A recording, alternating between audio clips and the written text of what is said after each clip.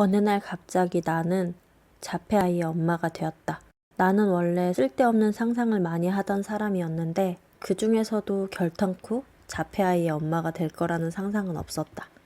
오히려 가끔 TV에 나오는 엄마들을 보며 나는 저렇게는 못 살 것 같다라는 괘씸한 생각은 종종 했던 것 같다.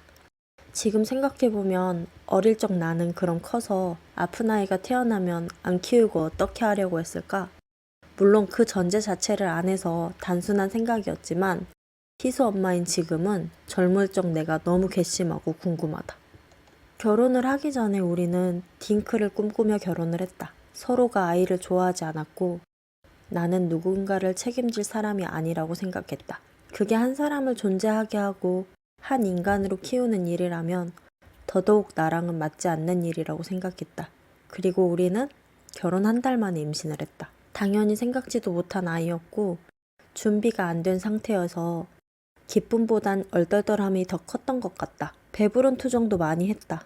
더 놀고 싶었는데 아이는 생각해 본 적도 없는데 하면서 마냥 행복하게 받아들이질 않아서인지 아기집이 보일 시기에도 심장 소리가 들릴 시기에도 아무것도 보이지 않았다. 피 검사를 며칠 간격으로 하다가 결국 난 쓰러질 정도로 배가 아팠고 피가 보였다.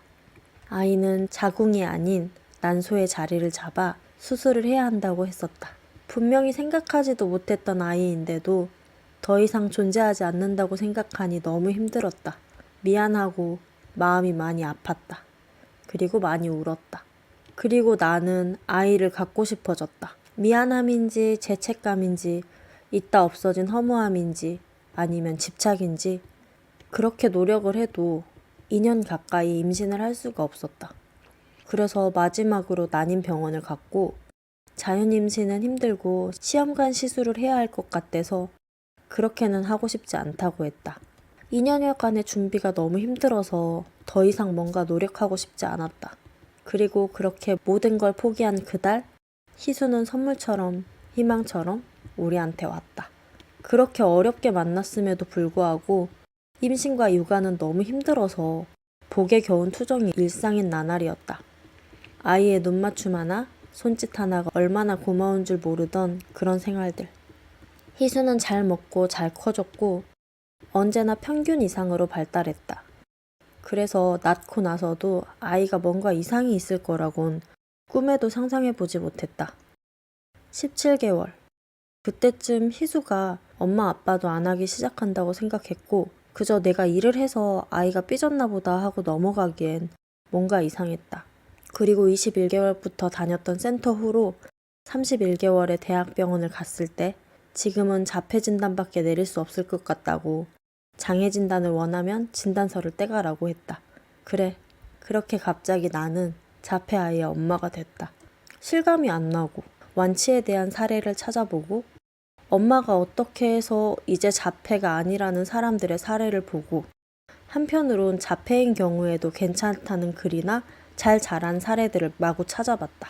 정말 이건 말도 안 된다고 생각했다. 잘 커가고 있었는데 왜? 잘 크다가 퇴행이 오는 경우가 흔한 자폐의 양상이라는 것도 믿기지가 않았다. 다 했던 걸 못한다는 걸 나는 이해할 수가 없었다. 내 인생이 끝나는 기분이 들었다. 갑자기 내가 꿈꾸던 모든 미래가 산산조각 났다.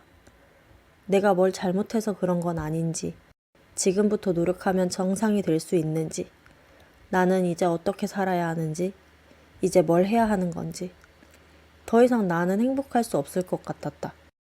그 전날만 해도 사랑스럽기만 한 내 아들이 이제는 자폐 아이가 되다니 현실인 걸까 싶기도 했다. 미리 짐작하고 받아들였다 생각했음에도 그랬다. 틈만 나면 찍어댔던 사진도 영상도 찍을 수가 없었다. 그때는 아이가 멀쩡해지면 정상이 되면 다시 찍어야지 하는 생각들로 가득 차기도 했다. 희수가 무슨 행동을 하면 예뻐하기보단 검색하기 바빴고 그 행동이 없어졌으면 하고 바랬다.